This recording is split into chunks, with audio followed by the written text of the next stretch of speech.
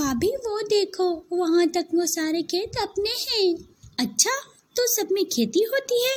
नहीं, अली के जाने के बाद खेती नहीं होती, पर जब अली थे तब कभी गंदम कभी सब्जियां उगाया करते थे।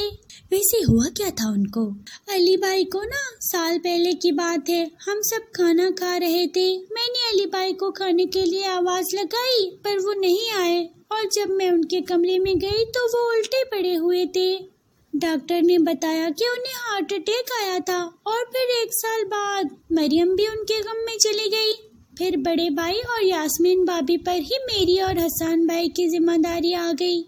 ओह अच्छा, पर तुम गमगीन मत हो, अब मैं आ गई हूँ ना, अब हम हमेशा खुशी खुशी रहेंगे। सायरा की बात सुनकर उसकी इकलौती नंद आलिया मुस्कुरा दी। बस 2 दिन पहले ही सायरा की शादी हसन से हुई थी। सायरा बहुत ही सुलझी हुई लड़की थी और दोनों नंद भाभी की खूब बनती थी। दोनों छत पर काफी देर से बातें कर रही थी कि तभी सायरा को उसकी जेठानी यास्मीन की आवाज सुनाई दी, जो चिल्लाकर आलिया को बुला रही थी। यास्मीन का इतनी बुरी तरह चिल्लाना सायरा को अच्छा नहीं लगा। ये भाभी बुला रही हैं क्या तुम्हें?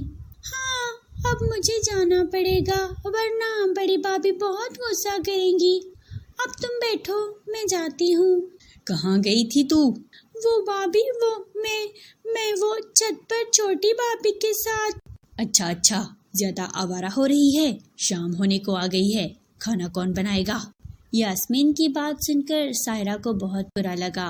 उसने फौरन आगे बढ़कर कहा, रुको आलिया, भाभी खाना मैं बना दूंगी। अच्छा ऐसा है, बड़ा लाड आ रहा है अपनी नंद पर। आज रहने दो, शाम को मोहल्ले की औरतें तुझसे मिलने आ रही हैं।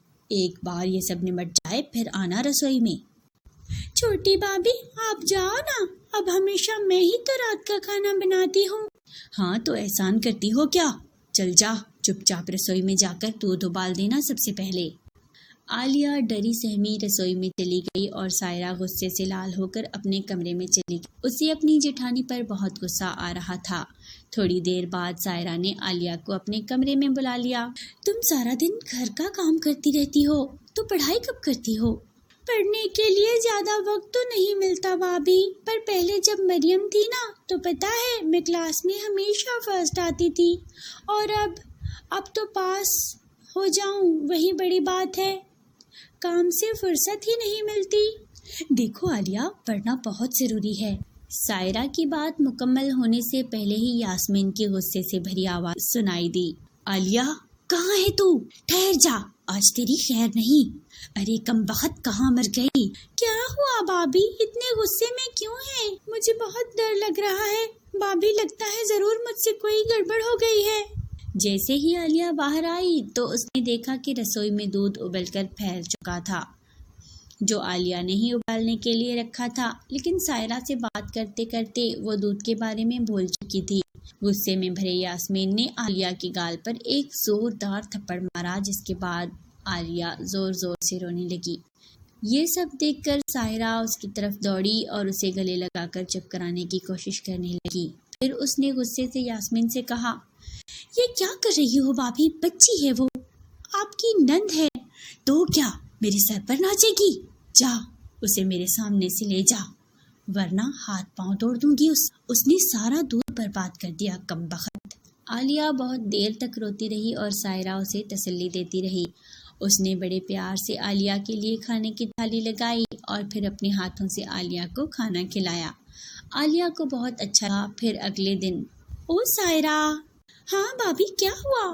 आलिया तुम्हारे कमरे में है क्या? नहीं तो, वो स्कूल से नहीं आई? अभी तक तो नहीं आई, कामचोर कहीं की। भाभी कल आपने उसे थप्पड़ मारा था, कहीं वो कुछ कर ना बैठी हो। अब जल्दी से मेरे साथ स्कूल चलो। यास्मीन और सायरा फौरन आलिया के स्कूल पहुंचे तो पता चला कि वो तो उस दिन स्कूल आई ही नहीं थी। वो आपकी मार की वजह से कहीं चली गई है। मेरी मार की वजह से? नहीं, जरूर वो किसी के साथ भाग गई होगी।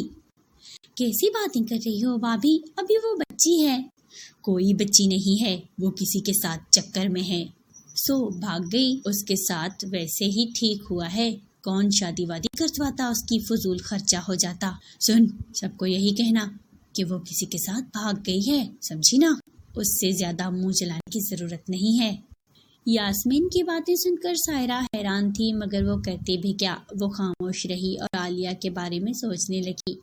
گھر کے سارے کام سائرہ پر ہی پڑ گئے اور یاسمین سارا دن صرف اس پر حکم چلانے لگی۔ سائرہ کو ہمیشہ اپنی نند عالیہ کی بہت یاد آتی۔ ایسے ہی کئی سال بیت گئے اور پھر ایک دن گھر کے دروازے کی گھنٹی بجی۔ سامنے ایک پولیس انسپکٹر کھڑی تھی۔ دھیان سے دیکھنے پر یاسمین کو احساس ہوا کہ وہ تو عالیہ ہے۔ عالیہ، تو؟ زبان سنبھال کر، میڈم، تو نہیں، آپ، سمجھی نا؟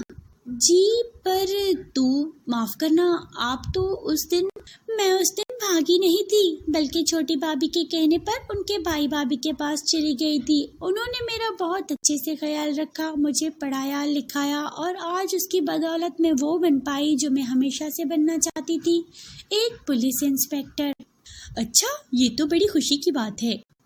یوں تو میڈم آپ نے مجھ پر اور میری بھابھی پر کئی ظلم ڈھائے ہیں، لیکن میں انہیں گزری ہوئی بات سمجھ کر بھول جاؤں گی، لیکن آگے سے کبھی کسی عورت یا بچی کو اگر پریشان کیا تو پھر جانتی ہو نا میڈم، جیل میں کیسی آؤ بھگت ہوگی تمہاری۔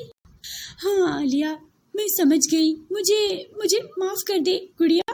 تو پھر ٹھیک ہے، اب کھڑی کیا ہو؟ گھر میں پولیس آئی ہے، ذرا اچھے سے ناشتہ واشتہ تیار کرو۔ وہ دل سے اسے شکریہ کہہ رہی تھی اور سائرہ کو اس وقت دوہری خوشی ہو رہی تھی، ایک تو اپنی پیاری نند کو کامیاب ہوتے دیکھ کر، اور دوسرا اب اسے بھی یاسمین نام کی مصیبت سے چھٹکارا ملنے جا رہا تھا۔